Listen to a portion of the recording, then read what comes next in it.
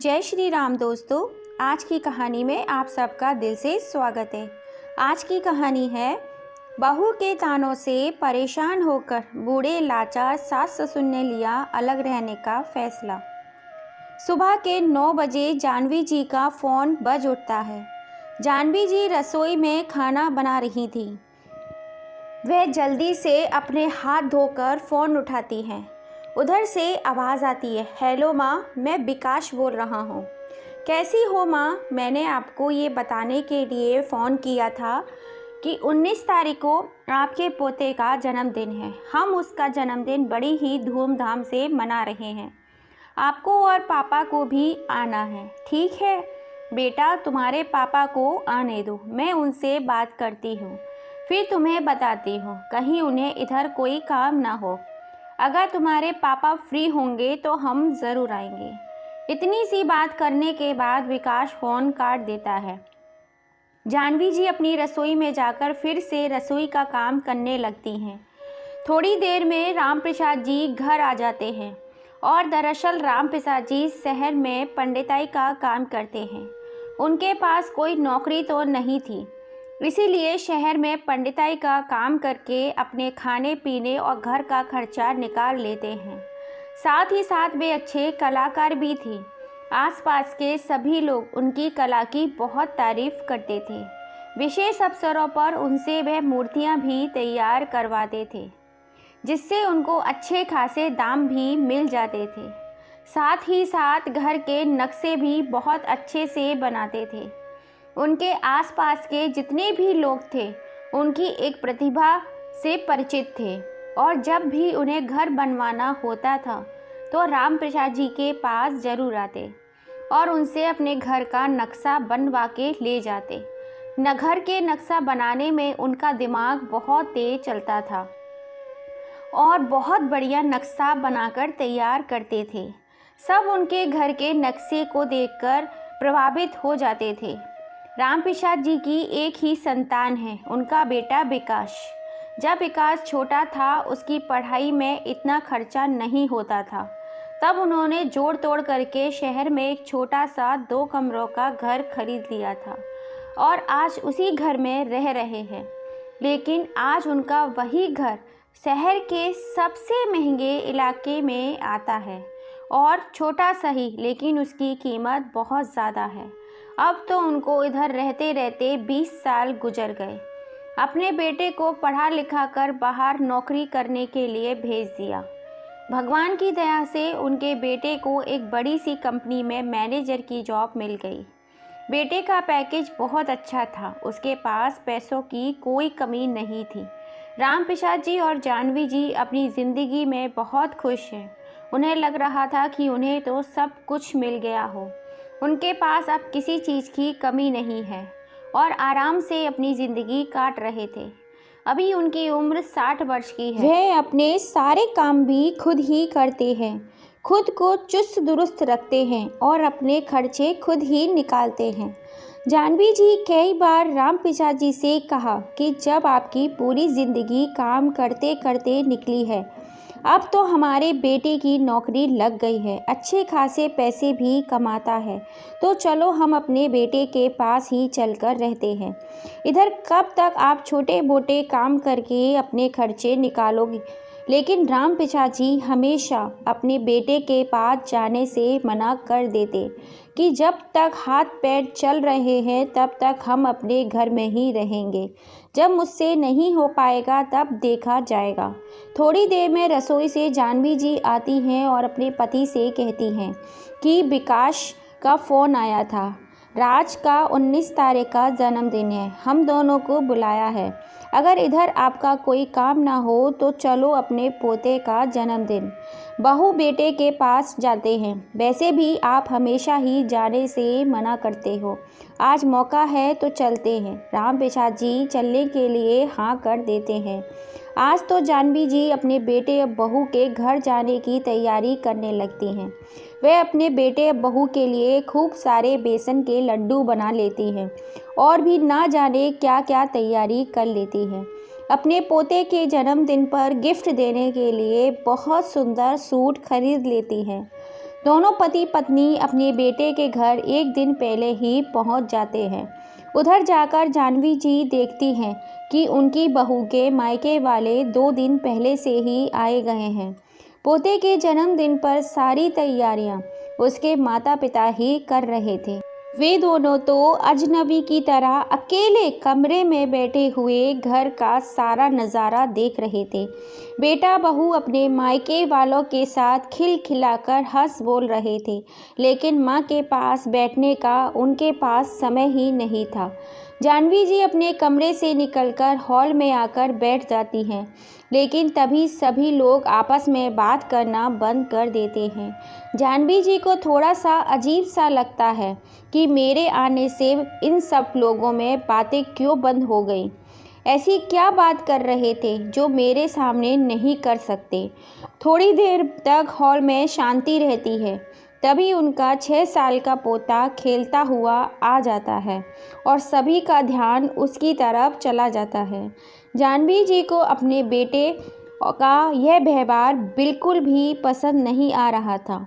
वह तो कितने अरमान सजाकर अपने बेटे बहू के घर आई थी कि चलो आज पहली बार अपने बेटे के घर जा रही हूँ तो अच्छा लगेगा, लेकिन इधर आने के बाद तो बहू बेटा उन्हें समय ही नहीं दे रहे थे। हम दोनों पति पत्नी को एक कमरे में लाकर रुका दिया और बाकी सब लोग आपस में शॉपिंग कर रहे हैं, बातें कर रहे हैं, तैयारी कर रहे हैं। मुझे तो किसी चीज़ में भाग ही नहीं लेने दे रहे। दूसरे दिन शाम को जब केक काटा जा रहा था, सभी लोग राज को गिफ्ट दे रहे थे। जाह्नवी जी अपने पोते को घर से लाए हुए कपड़े देती हैं। थोड़ी देर में राज की नानी भी एक छोटी सी डिब्बी से सोने की चैन निकालती हैं और राज के गले में पहना देती हैं। तब तो विकास का अपनी माँ की तरफ से मुंह ही बन जाता है। वह अपनी माँ को पिताजी के पास जाकर शिकायत करने लगता है कि आप लोगों ने तो मेरी नाक ही कटवा दी। अरे आपसे इतना भी नहीं बनता कि अपने पोते के 6ठे जन्मदिन पर आ रहे थे तो कुछ सोने की ही ले आते।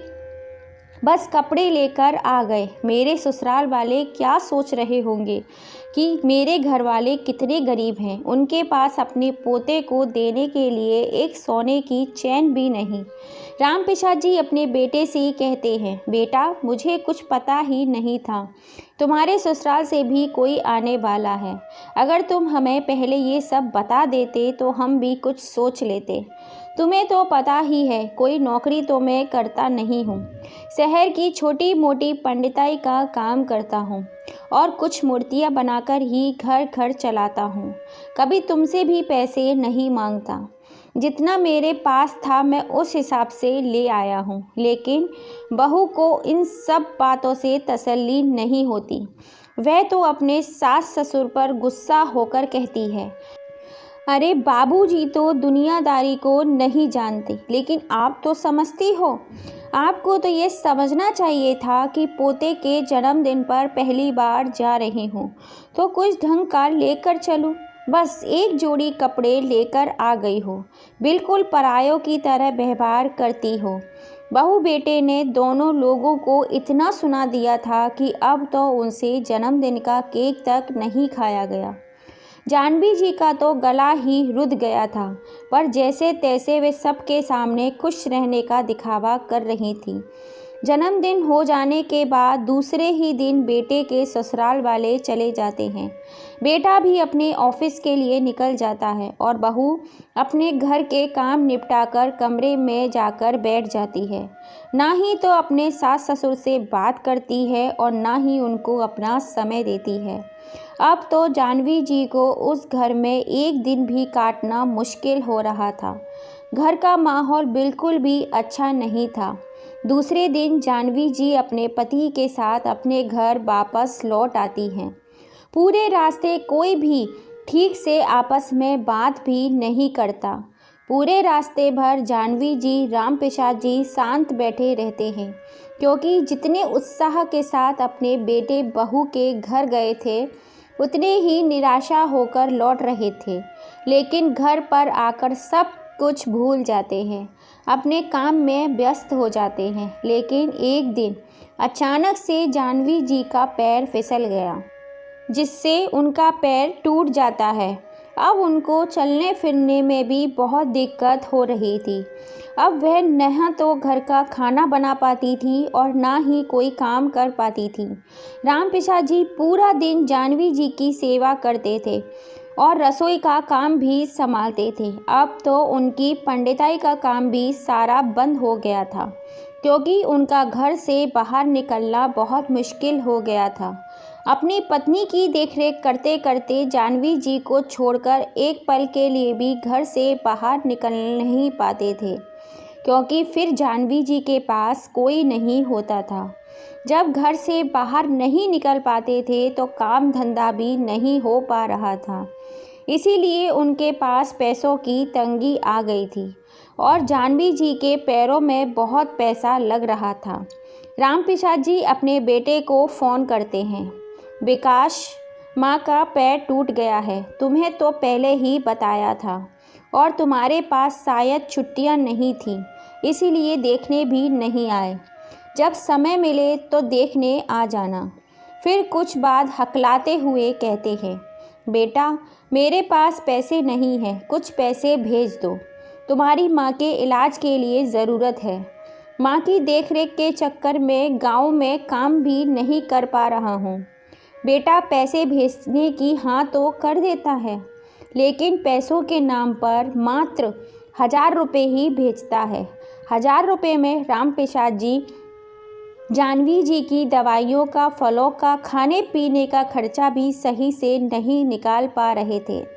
रामप्रसाद जी को उनके पास के एक ही मित्र ने सलाह दी, तुम इधर छोटे से शहर में रहकर भाभी जी का इलाज क्यों करवा रहे हो?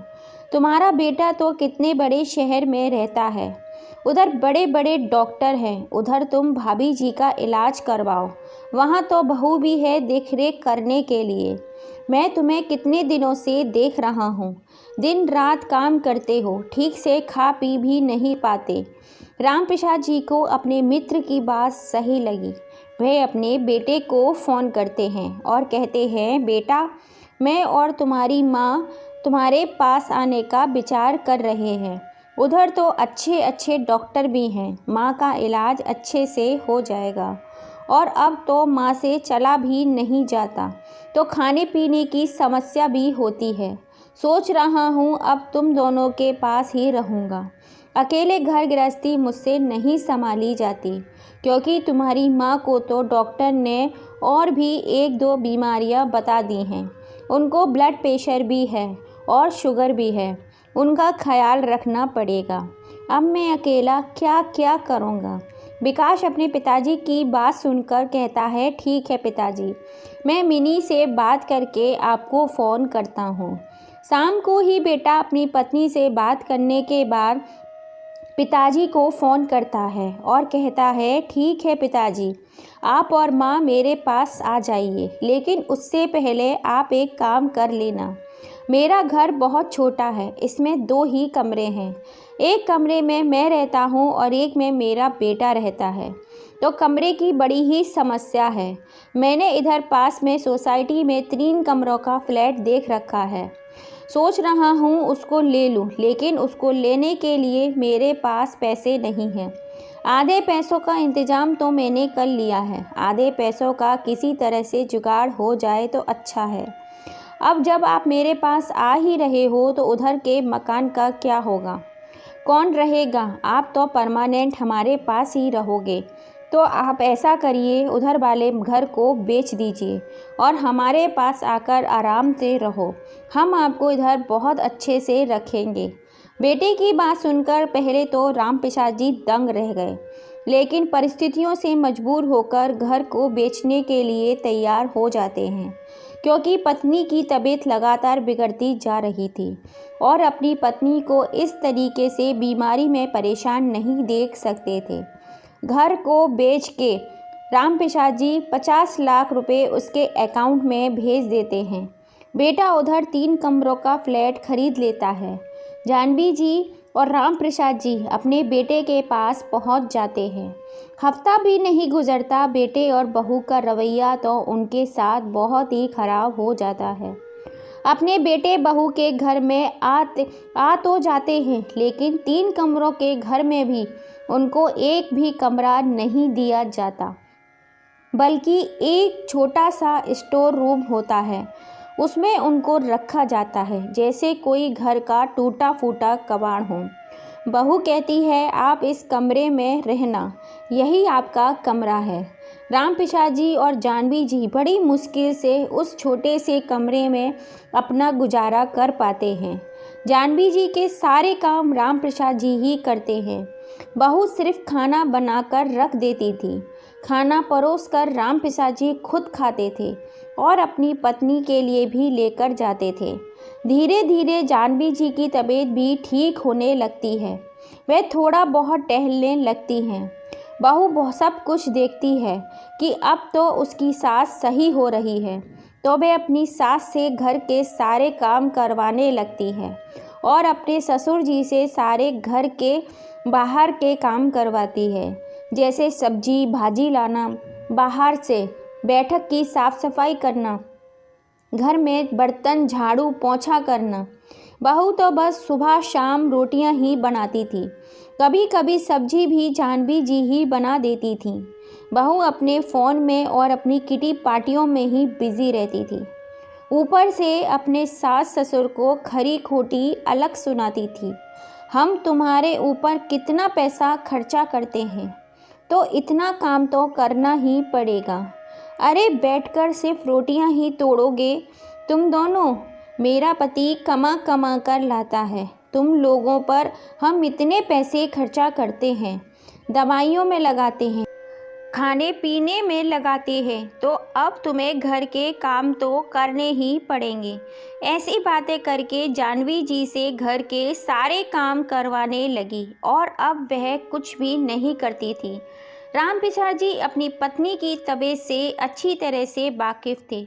जानते थे कि अब उनसे घर के काम धाम ठीक तरह से नहीं हो पाते, लेकिन वह तो अपनी बूढ़ी सास से सारा काम कराती थी और खुद पूरा दिन आराम से कमरे में लेटी लेटी टीवी देखती रहती थी। अगर कभी कुछ कह भी दो तो घर में कलह कर देती थी। कलह की वजह से वे दोनों पति पत्नी कुछ भी नहीं कहते थे, चुपचाप से घर के सारे काम करते रहते थे। लेकिन राम प्रसाद जी से सहा नहीं जा रहा था और वह एक दिन अपनी पत्नी से कहते हैं, जानवी, मैंने एक निर्णय ले लिया है, तुम मेरा उसमें साथ देना। मैंने सोच लिया है कि अब मैं इधर नहीं रहूँगा। मैंने अपना शहर वाला घर तो बेच दिया था, लेकिन गांव की जो ज़मीन है वह अभी भी मेरे नाम पर ही है।